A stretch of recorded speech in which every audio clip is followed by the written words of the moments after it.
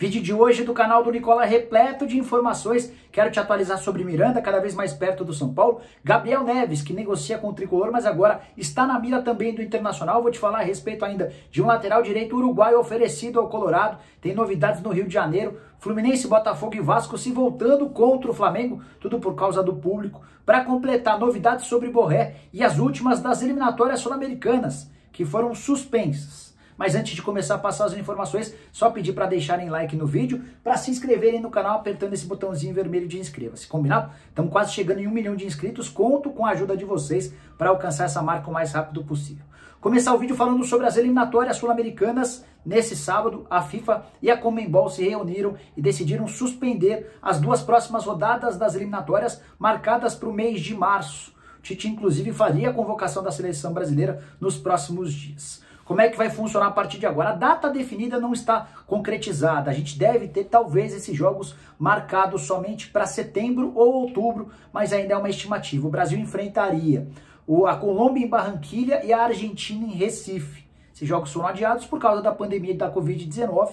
Um grau de incapacidade, tanto de brasileiros quanto de sul-americanos, de conter esse vírus. Os clubes europeus não queriam liberar seus atletas, inclusive existiu a possibilidade e a discussão de que os jogos das eliminatórias sul-americanas acontecessem na Europa, assim os clubes ficariam mais à vontade para liberar jogadores. Mas a FIFA e a Conmebol decidiram por adiar a realização desses jogos. Só para contextualizar, eu já tinha até esquecido, talvez você também. O Brasil lidera as eliminatórias sul-americanas depois de 4 rodadas, são 4 vitórias e 100% de aproveitamento dos pontos, 12 pontos conquistados pela seleção, que só volta a campo futuramente. Bora falar agora sobre a situação no Rio de Janeiro. Nessa sexta-feira houve um encontro organizado pela FERJ, Federação de Futebol do Estado do Rio de Janeiro, com os clubes. E a discussão se deu a partir da possibilidade da volta de público aos estádios. Maluco, né? Pois sabe que isso foi discutido até com especialistas em departamento médico. A ideia inicial era de que os clubes voltassem com poucos convidados, cerca de 20 convidados por jogo, somente nas partidas no Maracanã. E dariam-se preferência para pessoas que já haviam testado positivo para a Covid, que não fossem do grupo de risco. Seria uma espécie de estágio para voltar o público ao estádio um pouquinho mais para frente. Nesse sábado, de forma básica e óbvia, Fluminense, Botafogo e Vasco emitiram notas detestando a ideia, afirmando que não fazem parte, não corroboram com esse tipo de pensamento. São absolutamente contrários à possibilidade da volta do público ao estádio nesse momento. Só para lembrar que na quinta-feira morreram 1.840 pessoas no Brasil, recorde de mortes desde o início da pandemia. A gente vive um estágio completamente descontrolado.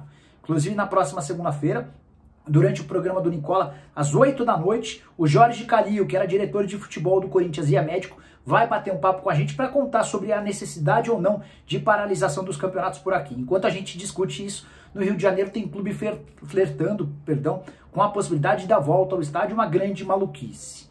E aí a pergunta que fica é: quem será que está por trás dessa história?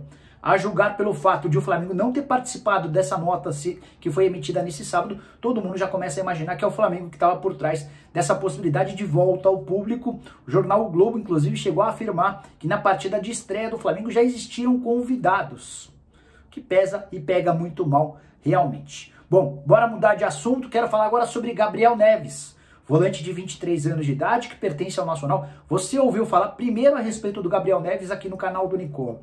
Contei para vocês que esse foi um pedido do Hernan Crespo. O novo técnico do São Paulo é apaixonado pelo futebol desse volante moderno, que joga muito com a bola nos pés, mas também tem muita capacidade defensiva. O São Paulo, inclusive, já fez uma proposta. Consegui obter a informação, e é isso que eu queria dividir com vocês, que o São Paulo gostaria de pagar o melhor, que o Nacional pede 1,5 milhão de euros, ou mais ou menos 10 milhões de reais por 50% dos direitos econômicos. O valor foi considerado muito alto pelo São Paulo, que tenta convencer o Nacional a baixar essa pedida. Conversei com o Júlio Casares, o presidente do São Paulo, nessa sexta-feira. Perguntei como é que andava essa negociação. Ele disse que não aconteceria nada ao longo do fim de semana, mas existe a expectativa de que na próxima semana possa pintar alguma novidade. E vai haver novidades mesmo, mas nem tanto para o São Paulo. O Internacional, a pedido do Miguel Ángel Ramírez, fará uma proposta oficial na próxima segunda ao jogador uruguaio. E aí vale a lembrança de que o Nacional e o Internacional têm uma relação bem boa. O Inter acaba, inclusive, de emprestar um jogador. O Leandro Fernandes foi emprestado para o Nacional do Uruguai e antes o D'Alessandro já havia deixado o Inter e fechado com o clube uruguaio. Isso pode acabar pesando a favor do Internacional, que passa a ser um rival do tricolor. Volante muito bom. O Gabriel Neves, independentemente do clube em que jogar, certamente tem enorme potencial para fazer sucesso. Só para completar sobre o Internacional, queria contar também que um lateral direito chamado Franco Pizzitillo, eu não o conhecia, vou ser bem sincero. Jogador que pertence a um time chamado Torque, um time bem pequenininho do Uruguai, com passagem por todas as categorias de base da seleção, foi oferecido nos últimos dias ao Internacional. O jogador de 25 anos de idade, na última temporada disputou 30 partidas e marcou 2 gols.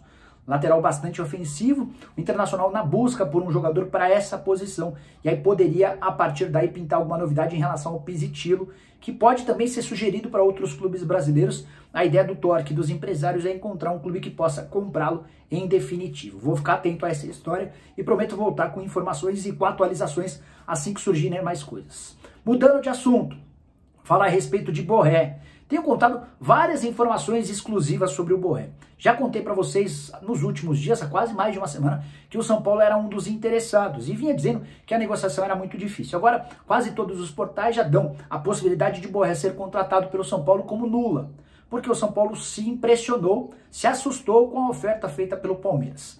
O Palmeiras está disposto a pagar para o Borré R$1.700.000 por mês, livres de impostos, para que o Borré seja jogador alviverde. Nesse valor estão incluídos o salário, direitos de imagem e também luvas, que é aquele prêmio pela assinatura do contrato. Então, de fato, o São Paulo sondou, de fato, o São Paulo se interessou, mas não foi adiante diante das cifras oferecidas pelo grande rival, pelo Palmeiras. Contei no vídeo na manhã desse sábado a respeito do interesse do Toronto FC, time do Canadá que disputa a Major League Soccer.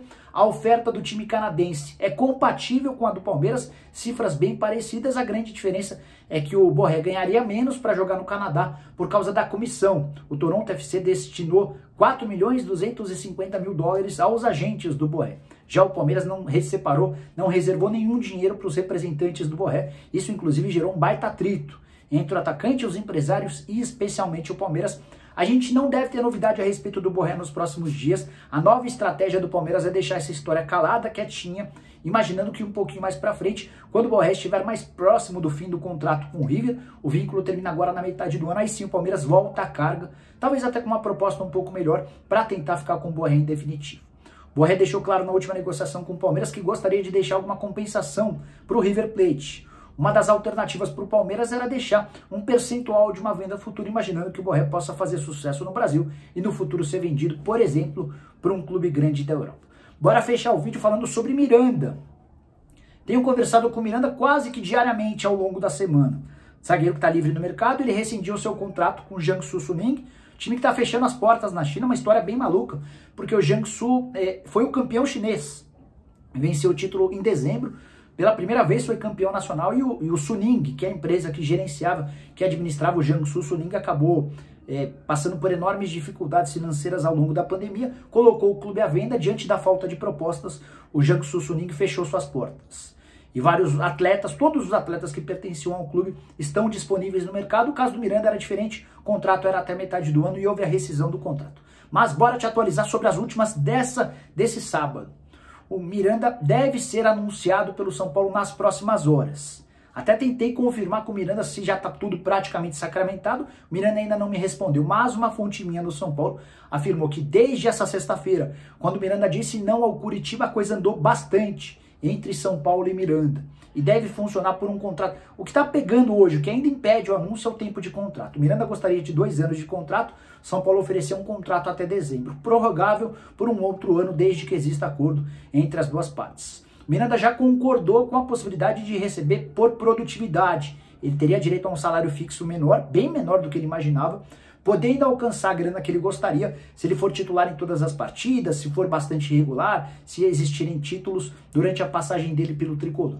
Queria só destacar 2 frases que o Miranda me contou nesse último papo via WhatsApp. A primeira delas é a seguinte: ele fala assim: não ligo para a faixa de capitão, isso é vaidade. Eu tinha perguntado se ele voltaria para ser capitão. E ele completa: vou ser líder com ou sem a faixa. Líder do elenco, líder positivo, nesse sentido. É bem a característica dele, né? Outra coisa importante, eu perguntei para o Miranda sobre 2 clubes brasileiros que prometeram proposta nessa sexta-feira. E a especulação, embora o Miranda não confirme, é que esses interessados seriam o Atlético Mineiro e o Internacional. E aí o Miranda deu uma frase que para mim é bem importante. Ele disse o seguinte, abre aspas, tenho carinho pelo clube, no caso o São Paulo, e isso está pesando também. Então é o próprio Miranda já indicando, já dando pistas de que vai ser anunciado mais cedo ou mais tarde pelo Tricolor. Acho que trata-se de um grande reforço, mesmo com seus 36 anos de idade, cara extremamente dedicado, identificado com o torcedor do São Paulo, chegando por um contrato de produtividade. Não deve onerar tanto o caixa do clube nesse primeiro momento. Acho que trata-se de um baita golaço do Júlio Casares e da nova diretoria de futebol do São Paulo. Bom, pessoal, eram essas as informações que eu queria dividir com vocês nesse sábado. Espero que tenham curtido o vídeo e deixem like por aqui. Quem ainda não se inscreveu no canal do Nicola, aperta esse botãozinho vermelho de inscreva-se. A gente se vê assim que surgirem mais notícias, combinado? Até lá, tchau, tchau!